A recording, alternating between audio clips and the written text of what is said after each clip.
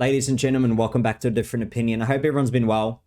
Now, I've just finished watching the first episode of this liathon of the Harry and Meghan show, right? I mean, it is very hard to watch. It is such a bad show. Not much did I watch a show where it's literally just so one-sided. Just so one-sided, and that everything is so hard for them. Now, I'll be doing a fast review on this because, look, if I can talk about this for over an hour, probably longer than the damn episode is, but I'll try and keep it short and sharp for you guys. Now, if you do want to help support the channel, before we get into it, please subscribe below the video. You'll be able to see my next episode's reviews. Like the video if you liked it, and also comment and let me know what you think, especially if you've watched it or if you haven't. Hopefully I saved you some time. Now, straight away off the bat, they try and make it seem like they're the victims, like we knew they would. It's us against the world. You know, we never got any help. It was only us, blah, blah, blah, blah. We know that they got help. We know they got millions of dollars because of his family, from his dad and everything like that. And now we keep hearing stories about he kept asking for more and more money. And his dad says, you know, I'm not a bank. This is enough money for you. And it is really millions of dollars. And then unfortunately, they do drag Diana's story into it, his mother's story, and try and make it seem that after her death, he never had help. He was alone. That's literally what they say in there, is that there was no help, no direction. But in reality, we know, dude, you got like aides. You got literally, if you want to ask for help, you got probably 20 people that'll come and help you. You can get the best counselors, the best shrinks in the whole country come and help you. But obviously, if you never speak up, how are you supposed to get helped? And then I also refuse to believe that no one said, Harry, we're here for you. What do you need? We can help you. I'm sorry, I refuse to believe that. Then they also make it seem like Kate and William are very much trapped and that they are not their own people and, you know, they're miserable. And it's horrible. Like every photo I've seen so far of Kate or of William is like a still photo, should I say, is not a good image. It makes it seem like they're apart from each other every time, not holding hands, not, you know, laughing or anything. So it's quite annoying that this is the way they portray them. Then this episode is pretty much about their love story. You know, this is how we met. This is how we are. They constantly try and push the theory of she never knew who he was, even though there was a photo of her at the Buckingham Palace on her social media. So she knows who the royal family is. That's a damn lie. We know that. But they keep pushing it more and more and say, you know, oh, wow, look at this interview. William or Harry? Oh, I don't know. And then they literally say, Harry says, when was this? It was 2015. Oh, that's 1 year before we met. They keep pushing this damn lie to the end. So by this point, there's probably over like 10 lies already. Like seriously, there's so many lies already. And just one side of the story. Then it portrays that the paparazzi's just out to get Harry. The paparazzi was very hard on Harry. Only Harry. Not the rest of the royal family. No, no, no.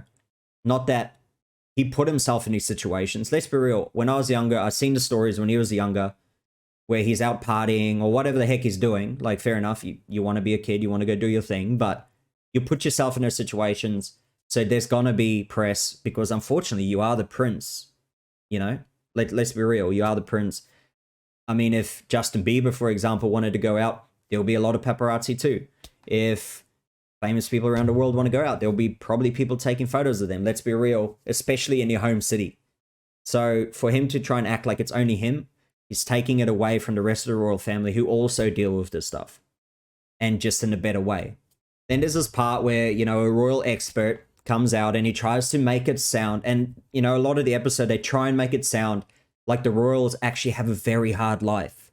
Their life is tough. I wouldn't want to be in their shoes, says the royal expert. You know, it's too hard. Wake up. Seriously, their life is not that hard. Yes, okay, you got to go to work, do some work. Not 9 to 5 every single day. No, you don't have to. Want to sleep in? Okay, you can probably sleep in, unless if you're away and you got to do certain duties. Most of the time you can sleep in. Most of the time you can be like, oh, I don't feel like doing this today. I won't do it today then. Whereas we don't get that option in normal life. Then also, I want to go to Africa. I want to get away from the press. I want to go to Africa for a holiday. Royal family, where's the credit card? I need to go. Boom, there you go. Travel. The only thing obviously you got to deal with is, you know, you don't have the privacy that maybe normal people in our lives do. But let's say, for example, you're like, I want to go do this. yep, sweet, let's go do it. But if a normal person, you know, that's maybe in a lower income house or whatever, I want to go over here. I want to drive over here to go, you know, buy a burger that I've seen on Instagram or whatever. Actually, I can't afford it. I wanna go to the movies to go see this new. Can't, mate. I don't have any money. Or you know, I want to break from my work and from, you know, my stress in my life. I want to go to Africa as well, just like Harry did. He went to Lesotho and Botswana, where him and Meghan went on holiday. How am I going to pay for flights? How am I going to get there? Where am I going to live? Is there accommodation? How much does it cost? Do I need to get any shots that I need to pay for to keep me safe over there? These things they don't have to worry about, is what I'm trying to say. And then also they do talk about his time in Africa. And then obviously Meghan and him met up in Botswana. He asked her, do you want to come to Botswana in Africa? Where obviously his family, where his monarchy pillaged that land to the brink, just to put it in there. And then when she makes it sound like, you know, you asked me to come here for a week, and oh, luckily that's my only free week I have for a very long time, to try and make it seem like, you know, oh, he's lucky that I could make it. They keep pushing that narrative where, you know, she wasn't all in. It's like she was, you know, oh, everything's just falling in the right direction, blah, blah, blah, blah. And the annoying thing is too, she just recently came out, you know, obviously with the racism claims on Oprah and whatever. And she's such a social justice warrior, as we've seen as well, especially with the climate control and everything, or the carbon footprint and all that type of stuff, even though they fly in private jets, especially to this Robert F. Kennedy Human Rights Award, whatever, they would have flown in a private jet. They would drive big SUVs, and not just one. They'd probably have like 3 or 4, like security, you know, their cameras for their show that they're filming. These are all carbon footprints that they talk about.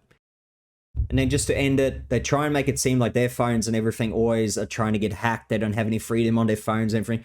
Wake up, Harry and Meghan, none of us do. Everything you do on the phone is tracked. They know where you are constantly. They know what you're searching for. They know what you're saying. They can access your camera on your phone as well. These things can happen. We know about this. This is in your literal agreement on your phone and your network. And that's why if you go and talk, let's say, for example, about Nike shoes, and you say, I want to buy some Nike shoes. I need some new Nike shoes. In about 5 minutes, if you jump on your Facebook or whatever, there'll probably be Nike shoes being advertised. Have a look for yourself too if you don't believe me, or if you haven't tested it yet.